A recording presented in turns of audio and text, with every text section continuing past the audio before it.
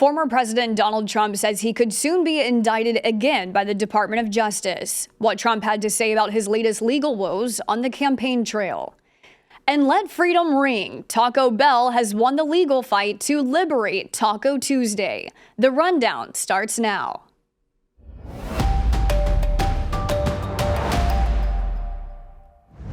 This is Straight Arrow News, bringing you unbiased, straight facts. Today is Wednesday, July 19th. Thanks for joining us. I'm Kara Rucker.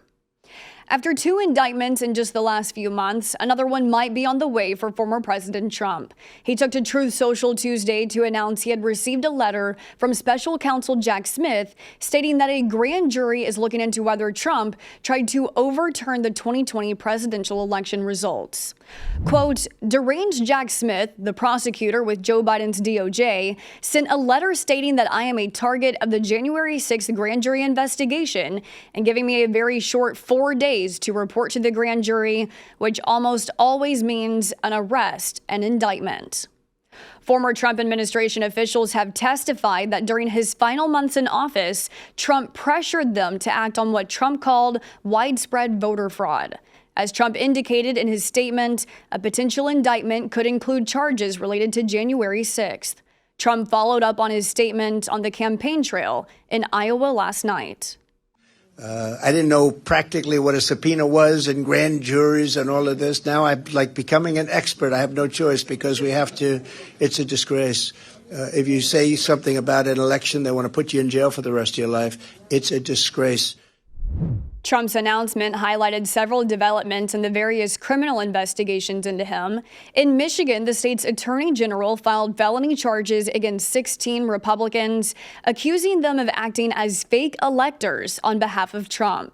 The group includes the head of the Republican National Committee's Michigan chapter and the former co-chair of the Michigan Republican Party. They allegedly met in December of 2020 and signed their names to certificates stating that they were qualified electors for Trump. They may have even genuinely believed that this was their patriotic duty. But none of those reasons or feelings provide legal justification to violate the law and upend our Constitution and our nation's traditions of representative government, self-determination, and a government by the people. Then there's Trump's ongoing classified documents case. On Tuesday, the judge overseeing the trial signaled that this year may be too soon for that trial to begin. However, she did not say whether she would agree to Trump's request to put the trial off until after the 2024 election. A U.S. soldier is believed to be in North Korean custody after willfully and without authorization crossed into North Korea while taking a civilian tour at the borderline that separates the North from the South. We're learning more about who the soldier is and potential next steps. According to the U.S. Army, 23-year-old Private Travis King was stationed in South Korea and faced disciplinary action for assault, spending 50 days in a detention facility. King was set to fly back to a base in Texas to potentially face additional military discipline before he reportedly ran across into North Korea's territory. North Korea has been silent on the matter.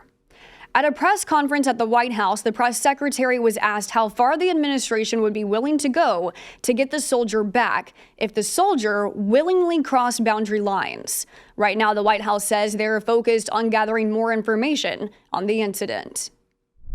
You have the State Department, you have the Department of Defense, you have the UN and the White House all working together to resolve this. Resolving this is basically getting to the bottom of exactly what happened, and that is important for us to know. I just don't have more to share, and once we do, we'll certainly share the information.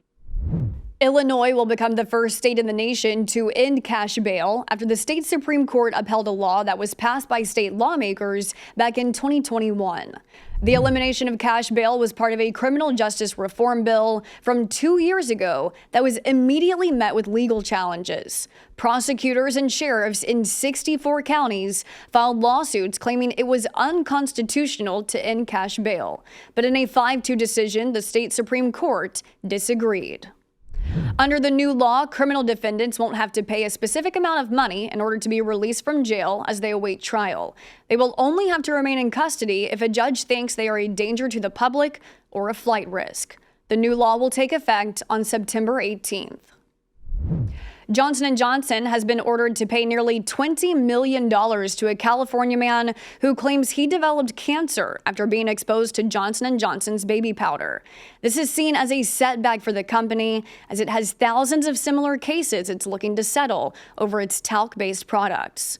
The 24-year-old from California said he developed mesothelioma after heavy exposure to the baby powder since childhood.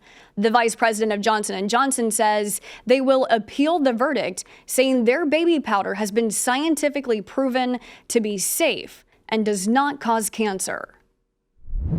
The phrase Taco Tuesday has now been freed from its trademark shackles, free for fair use after solely belonging to Wyoming-based fast food chain Taco John's. Taco John's says it will no longer defend its federal trademark of the phrase 2 months after Taco Bell filed a petition to challenge the trademark over the popular phrase Taco Tuesday. It only made sense for the phrase to be liberated on Taco Tuesday. Thanks for watching Straight Arrow News, where our mission is to bring you unbiased, fact-based reporting. And we're doing just that. 2 separate industry watchdogs confirm SAN is reporting right down the middle. So if you prefer the source that gives it to you straight, stay with us at straightarrownews.com and follow us on social media. Unbiased, straight facts, that's SAN. We'll see you back here tomorrow. Until then, I'm Kara Rucker. Have a great day.